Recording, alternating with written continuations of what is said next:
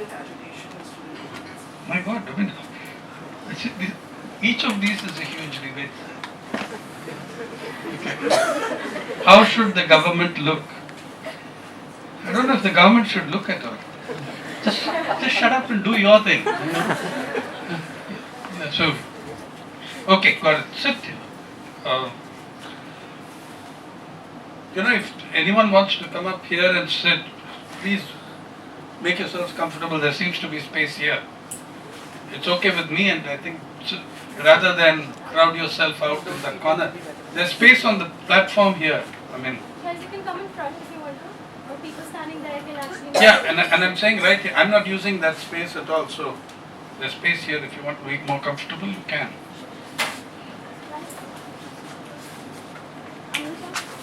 So if some of you come here, then the others, I guess, can come in. Sit. Be comfortable. I mean, if you want to stand when you're comfortable You guys can sit standing, down. that's okay. India's growth story. Now, look at the fact that on the one hand, they're talking to you about India being the fastest growing economy in the world, and talking about how desperately the new budget must bring in a fiscal stimulus. If you are the fastest growing economy in the world, why do you need a fiscal stimulus? Yeah? You need a fiscal stimulus when you're facing recession. You need a fiscal stimulus when you're doing very badly. Industry is begging. The fiscal stimulus they have in mind is for them. Yeah? Yeah, so you bring in a fiscal stimulus for Vijay Mallya and that gang. And I get terrified each time Government of India speaks of bringing a pro-farmer budget. It usually means another huge sector of agriculture being handed over to corporations. Now this whole crap about crop insurance, please go and read the government document. At the bottom in the annexure, there are 10 companies they've named who will get the lollipop. Okay. And if the insurance amount in a calamity goes to a calamity, it will not be the insurance company that pays it. Then it will be public money. If the damage crosses a particular percentage, the central and state government will have to bear half. Then why the hell are you there as an insurance company? Let the central and let this public insurance companies handle the whole thing. So the private sector wants to come in for the profit, but not bear the losses. Privatization of profit, socialization of losses. That's what they're looking for. Okay. So first thing, if their growth was so fantastic, why do you need a fiscal stimulus? All the editorials are asking for this. All the front page reports about what is likely to come are saying that there's going to be a fiscal stimulus. Second, more fundamental question. What the heck is the growth you're talking about? Whose growth? Growth for whom? Growth for what? It's very naive and unthinking of all of us when we accept these cliches without adding on the why, for whom, what. Just now I said the fiscal stimulus is for the corporate world. You're talking about fiscal stimulus for the corporate world, and you've been 2 years cutting the funds for NREGS. Now they're going to restore the funds for NREGS because the corporate world is begging them to, because the lack of NREGS has hurt purchasing power. But whatever they do, it will only be partially restoring what was earlier. Anyway, let's first take this whole idea of growth. What is growth? No, what is growth? I mean, in economic terms, what do we, when we say, when people use the word growth, what do they mean?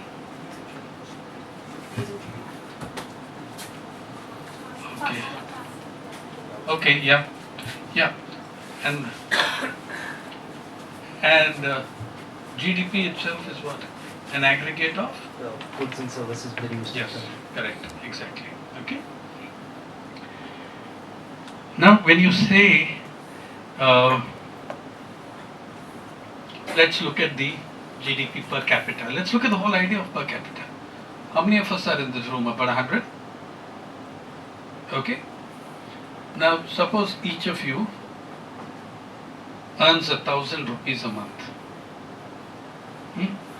And I earn 10 million. I wish, but just, okay, I earn 10 million. What is the average per capita income of this community in this room? You may higher because you're... It's not higher, it reflects nobody's real picture. Yeah. Neither yours nor mine. It doesn't either reflect your situation nor does it reflect mine. Right? It's neither chalk nor cheese. It's a complete distortion. That's why Sen and Mehboob Haq in the early 90s began a human development index to capture far more correctly the indicators of human well-being. Because per capita income does not do it. You can have huge rises in per capita income, and that brings me to the inequality issue, on which I'll give you some numbers for India.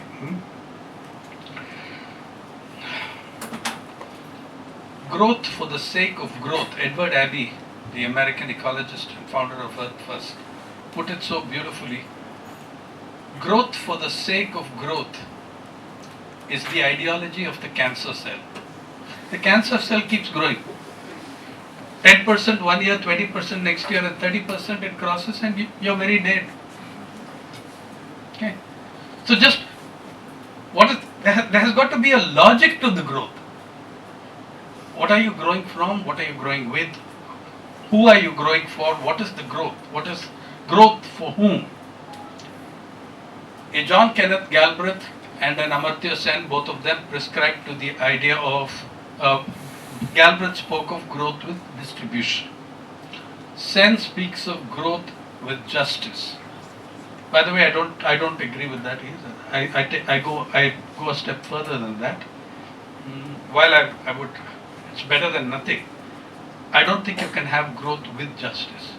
I think you can have real growth through justice.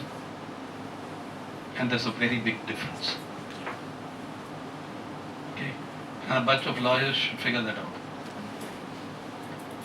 Do you realize that there is a difference between growth with justice? I have growth and I toss you a few things. And that growth created through justice. Your rights and entitlements are at the center. And from that comes a growth that is much more sustainable and inclusive. Actually, I hate that word. It rings all the wrong bells in my head when I hear inclusive. For 10, Manmohan Singh, Chidambaram, Pranab Mukherjee, Arun Jaitley, Narendra, all talk about inclusive growth. You know what it actually tells you? It's an acceptance of the fact that our growth has been exclusive. If your growth was not exclusionist, if your growth was not exclusionist in the first place, you would not have to talk about inclusive growth, correct? Question to you. Would you need to be repeating the cliche of inclusive growth? When you keep saying inclusive growth, it means that your growth so far has not been inclusive. And that is an admission of that fact. Well, second, so, growth for the sake of growth, as I said, that's the ideology of the cancer cell. Second, the measurement of growth can be completely fraudulent. It is very often. Like the measurement of GDP itself is so fraudulent. When you look at the aggregate of, and it affects your census, it affects your data collection, it affects your classifications, it affects your categories. When we say aggregate of all goods and services, we are looking only at that activity that is paid for. So you know what that does? Immediately it excludes women's work. Immediately it excludes the domestic sector, the household sector. The household economy is completely excluded. So you'll find this very low participation rate of women in work because you don't count what they do as work. Okay? 67% of Indian work in Indian agriculture is done by women. 67%. 95 to 99%, 95% and above of all paddy transplantation is done by women. You take seeding, 76%. Preparation of land for cultivation, 30 to 50%. You name the activity in agriculture, women dominated. Yeah. But when we ask a newspaper or a magazine, when they take a photograph, the symbol of agriculture is man with plough.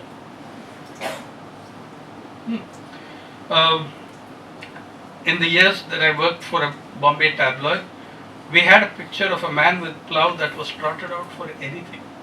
If there were floods, we'd have man with plough to show that agriculture was affected. If there was drought, we would have man with plough to show the poor bastard is suffering.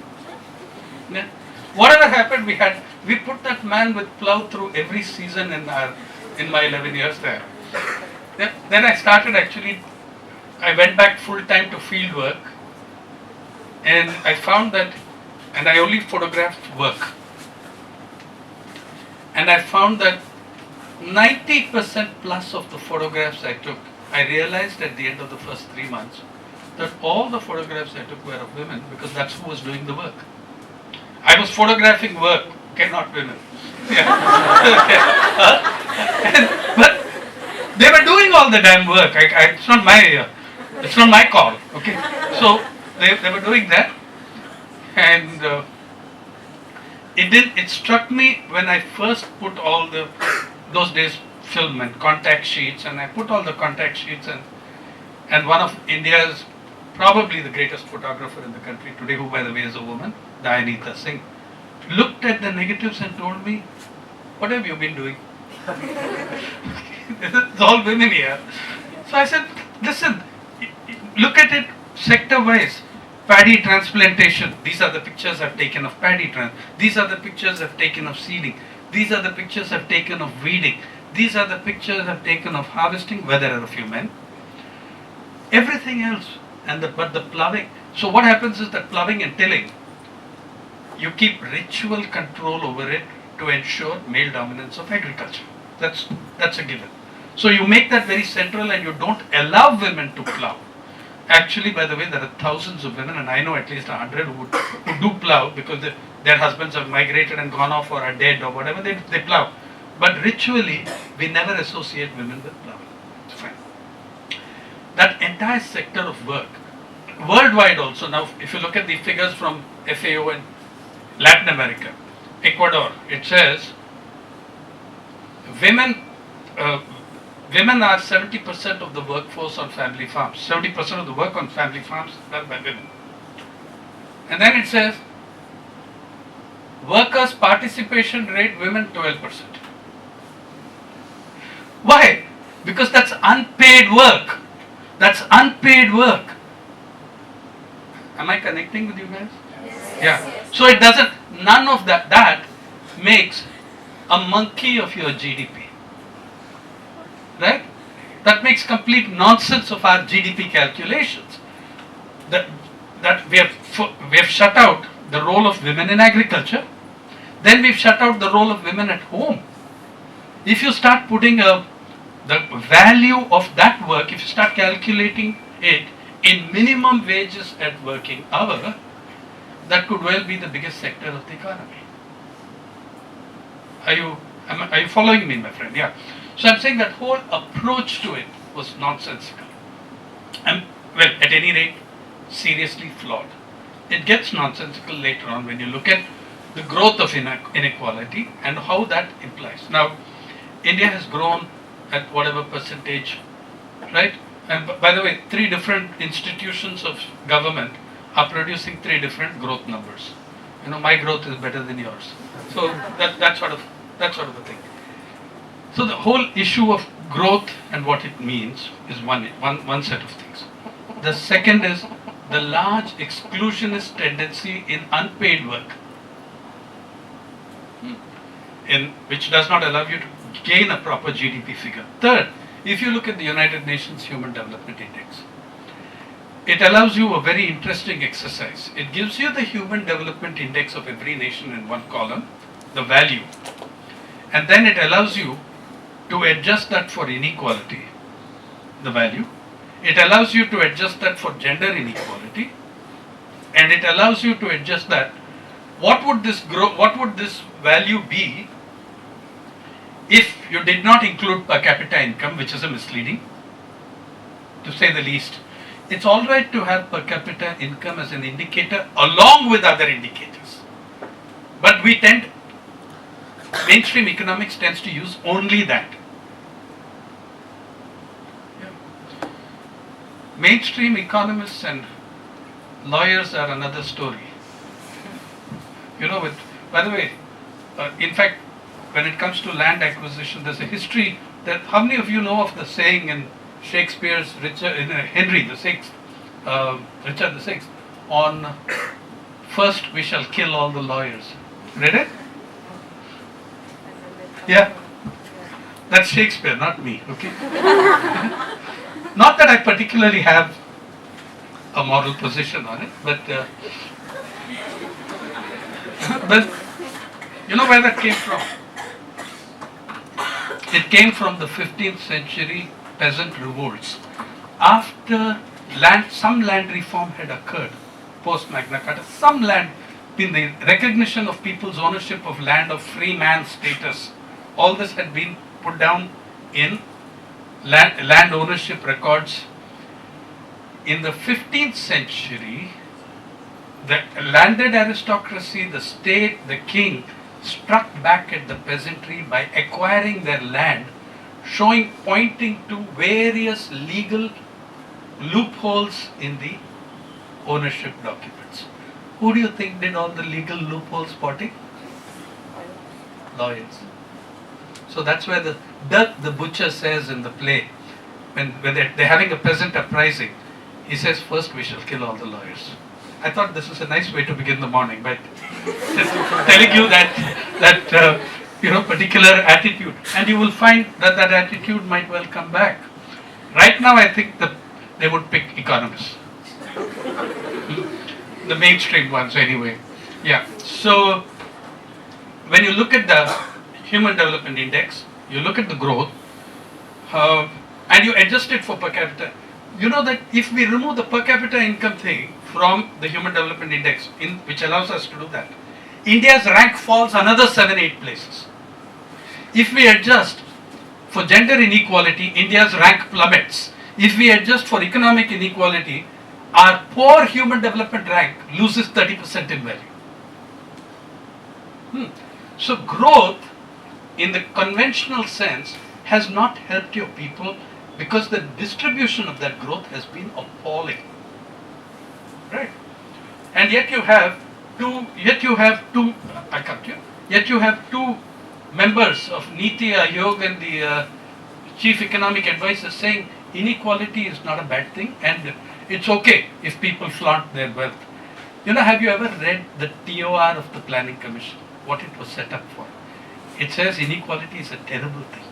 What is the first paragraph of your chapter on directive principles of state policy? The state shall in particular endeavor to mitigate and eliminate inequality, social, political and cultural. Social, political and economic. That is the first thing your constitution says in the directive principles of state policy. Yeah? And you have these clowns saying it's okay if people flaunt their wealth. It's not a problem. Then look at the inequality issues. There are countries more unequal than India. South Africa, for instance. Okay?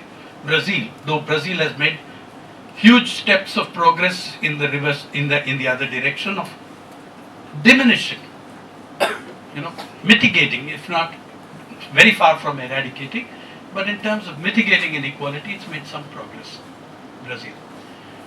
But you know what? There may be half a dozen countries more unequal than India, but 2000 to 2014, we have the credit. Have you heard of the bank Credit Suisse? The Swiss multinational bank did a World Wealth Report looking across 15 years of data, not from the last century or something, but 2000 to 2014. Yeah. And it's been interpreted by Oxfam. The reports are available for you. And Credit Suisse has never said that any of these interpretations are wrong. It hasn't said that because they know it's true. Between 2000 and 2014, in no country in the world did inequality grow faster than it did in India. Inequality is greater in some other countries in aggregate, in total, but it grew faster in India than any other place on planet Earth. Give you an idea. Total household wealth. In India, 1%, one way of interpreting the data is 1% of the top 1% of Indians own 49% of all household wealth. 49%. How do you think that compares with the United States, the archetypal capitalist economy in the world? How do you think that compares?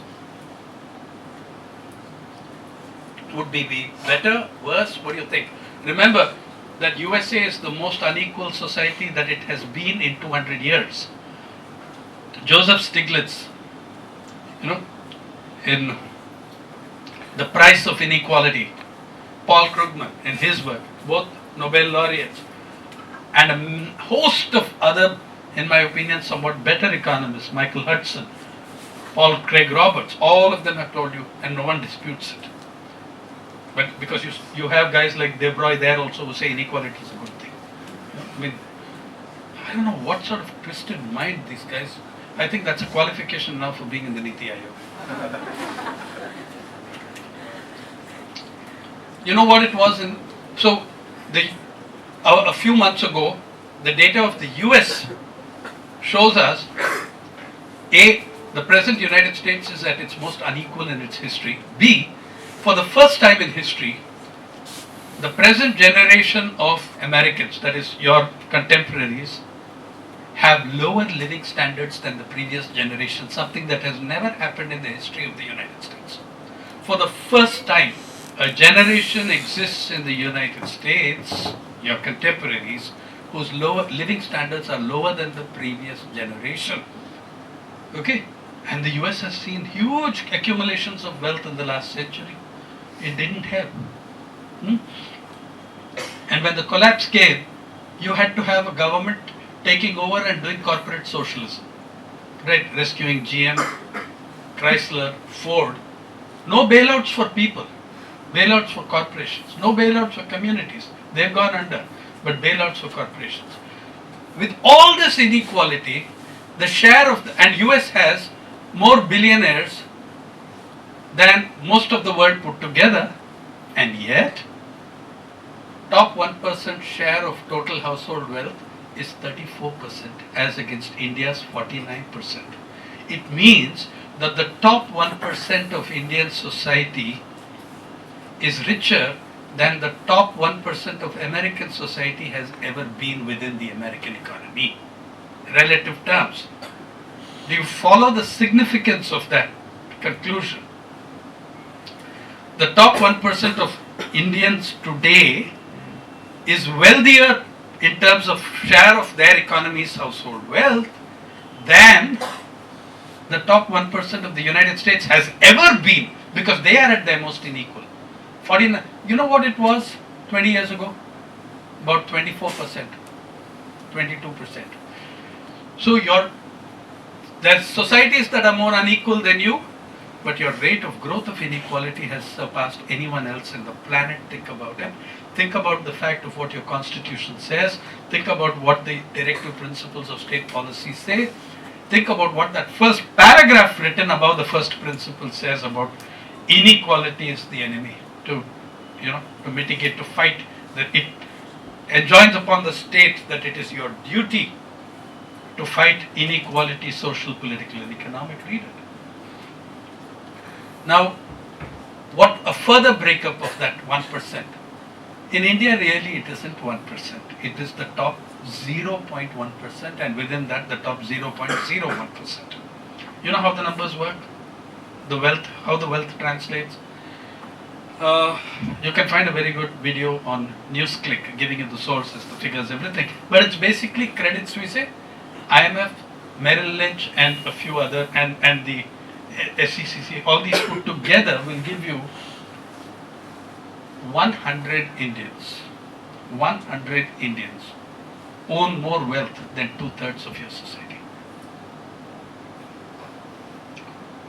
I said within the 1%, it is the top 0.1 or top 0.001%. So you have, within that you have, I'm losing sight of the decimal points, but you'd really have to look at the top 0.1%. 100 individuals own more wealth than 834 million Indians, which is two-thirds of your population. So 100 Indians are richer than two-thirds of your population. If you think that's bad, hear this. 15 Indians are richer than 650 million Indians, which is to say 15 guys, sorry girls, they're all guys, 15 guys own more wealth than half your population. Where is your sense of outrage? You are sitting on a ticking time bomb. Do you know if you go back to the Constitution debates and in the Constituent Assembly, when Baba Saheb Ambedkar handed over the draft to the Constituent Assembly, he said, "I do so in great trepidation. Today we have entered a world of contradictions and paradoxes. In politics, there is democracy and equality. In society and economics, there is no equality. The tension between the tension between the equality and democracy in politics, between that and the complete absence of equality in society and economy, will blow apart our fine political edifice." A truer word was never said. That's where you are today. Go back and read the debates. The man saw it coming. He said it like it was. He said it like it is. And so then you have, with that kind of inequality, there is nothing to show that better growth numbers show you something else. That is an improvement. When your measurement of growth is so fraudulent, the distribution and the benefits of that will also be fraudulent. There are two other issues. Wait, stop with growth. The thing is, when you measure growth in that way, anyone knows which was the fastest growing economy in the world in 2003? Guess, make your wildest guess. Afghanistan. China. Afghanistan. 23% growth. Why? Because the previous year, Afghanistan had been bombed into the Stone Age. In Afghanistan 2003, if you built 10 kilometers of railway line and put 2 new schools and 1 hospital, you doubled the GDP. I kid you not. It's roughly what happened. An economy was bombed into the Stone Age. And by the way, the United Nations report on the Afghan economy said, further on growth, 2/3 of that growth, 23 or 21% growth, 2/3 of that growth came from opium cultivation. Then there is the question of growth, and based on what? If you are basing your growth on rapidly depleting resources, if you are basing your growth on activity that is highly damaging to environment and climate, you're not actually counting the cost of the growth. You're not measuring the price of your growth. And if your growth is based on such factors, then you're in serious, or if your growth is based on extraction of resources, industries of extraction. You look at the war in India's east and central heartlands over mineral resources, POSCO, Vedanta, Kalinganagar, you name it. Okay? The world is running out of those resources. You have, what happens to your growth when you hit zero and you allow all the bauxite reserves of the east of India to be depleted at one shot by one company? Where the hell are you going? What happens when the oil runs out? What happens when the iron ore runs out? We haven't done anything to create growth to have alternative models of growth. We're just continuing with this. Then there is growth of the kind that is self-poisoning. The kind of growth we have followed in agriculture for the past 40 years. Right. Okay, let me ask you guys a question. We take two twin brothers or sisters as the case may be. Okay, we take two twin brothers. Identical health indicators. Okay, age, sex, weight, blood profile, everything absolutely identical. So we take these two twin brothers and we determine that one will continue performing all his tasks on his traditional diet. And we determine that the other, we are going to give him a physical stimulus and start feeding him steroids as against a physical stimulus. Now, so brother A is on traditional diet, performing the same tasks. Brother B is on physical stimulus, consuming steroids. Now, also performing the same tasks. Who is going to outperform whom immediately? Brother B is going to completely outperform brother A. It's how many athletes have won the Olympics, right? So he's going to outperform brother A on every parameter because he's on steroids. Now consider this. If we compare that, and you've immediately given me the answer, brother B is going to beat the pants off brother A. What about 10, 12 years later? Brother A is still plodding along and brother B is dead. Am I right? Just go and look at all those athletes who've taken steroids in their heyday. Do you know what we're doing? We are conducting agriculture on steroids. And we have been conducting agriculture on steroids for 40 years now. Okay? So every one of your institutions of agricultural science shows you reports. Huge depletion in soil fertility in every state in this country, including and especially the most fertile ones. Our logic is, if 1 kg fertilizer produces X, 20 kg fertilizer will produce 20 X. So we've pumped the soil. Another thing that economists don't understand, amongst the many things that economists don't understand, and they don't understand most things, in looking at life between input and output, they don't notice a very simple thing. Between input and output in agriculture is a living creature called soil. It's got billions of living organisms in it. Billions. You kill that, your input can keep increasing and your output can keep decreasing. You're whipping, it's like you're on the steroid strip. You're going to take more and more steroids to achieve the same level of performance that you had. Correct? Do I make my point? Yeah.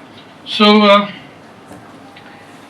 that's the whole, I think, as I said, that's one huge debate, the growth debate. What should government do? I think the government should respect and observe and implement the Constitution of India in terms of what it prescribes for the kind of society you should have, and for the eradication and elimination of inequality. It's a very good idea, instead of public-private partnerships, if you had a government-constitution partnership. Yeah. So you had a question there. Sorry, you were waiting for that. I'll just continue.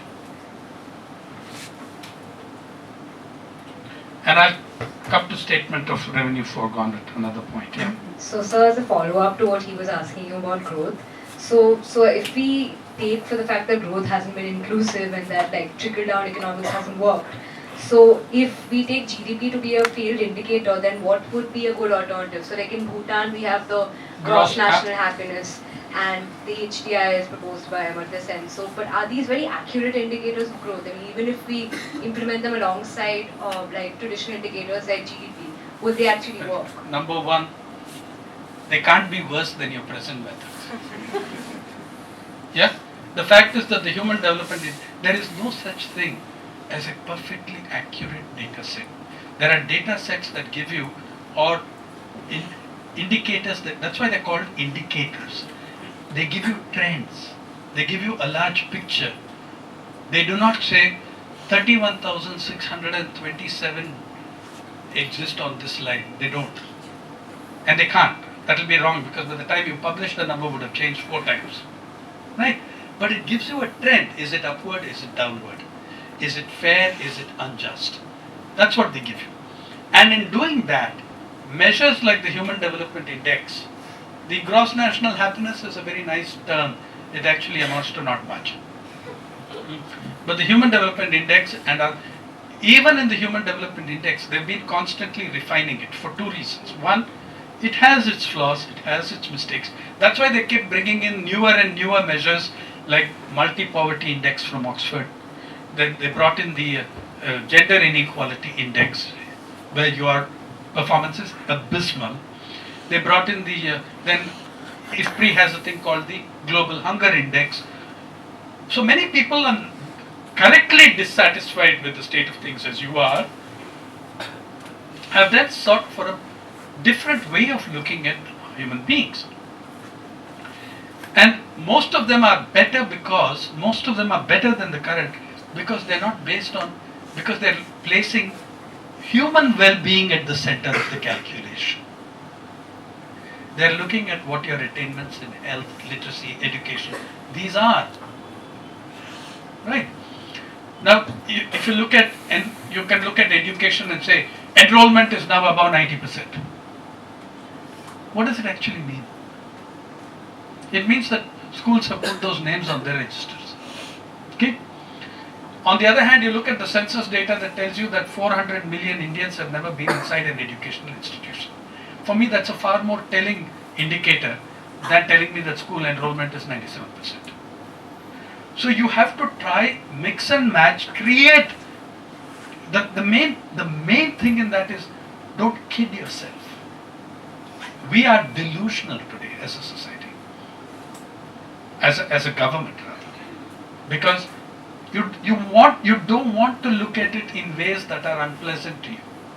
You don't want to look at it in ways that are hurtful to your achievement, ego, and in any case you have a single-minded agenda as a government. Whether it is, and it's not just this government, it has been a government for the last 25 years, different governments, including NDA, including UPA, all these together have followed a particular path which concentrates wealth. And the trickle-down theory, there is no island in the planet where it has worked. There is no evidence, no data, nothing to show you. Thatcher and Reagan started in their societies, and they left their societies incredibly more unequal than they found it. So none of that ever worked. So you have this extreme inequality growing all over the world. Look how serious things are when the IMF writes reports warning against growing inequality. You know? You see, when Dracula starts writing about, the need for veganism, you have some issues there, right? So that's the kind of situation you have. Yeah. So the neither the trickle, you can develop ways of looking at yourself. And by the way, we have some of those ways and we don't have some of those ways. On employment, we are extremely poor. In terms of the data that we use for employment, very poor. But there are other things that we do have data on. The socioeconomic census gave us some a window to look at certain things in some ways. Yeah. Sorry, you had a question. I think I'll go on. Yeah, okay. So for about 50 years, we ran our country primarily with the government taking the lead, and I think we messed it up to a degree that everyone's really tired of it. And some of it, sometimes even I find that there's incredible reasons why we must not have the government running everything. Right. And our experience has always shown us that nearly whatever the government has done has been incredibly corrupted. So where do we find a balance here? I mean, what is the area that the government should continue working on? I think there's a question missing here. Yeah, I think there's a question missing in your question. Government ran the country, government still does. Government ran the country for whom? Ask that question. For whom did they run it? Everyone's saying, oh, public sector banks, NPS. By the way, I did a huge number of stories on that. Who are those NPS? All private sector. Okay? Gigantically, overwhelming. I did a story, the story that stopped Mr. Vijay Mallya from getting any more loans in 2013. I'm very proud of it. Yeah. And when I did that, all your editors of business dailies, the pink papers, attacked me, not in the newspaper, they were very careful, in tweets. Tweets on tweets. Yeah. So, they wrote, P.Sainath doesn't understand restructuring of loans. He's on his pet hobby horse of attacking India's oligarchs. Actually, I never called Vijay Mallya an oligarch. I think he's an oily jerk.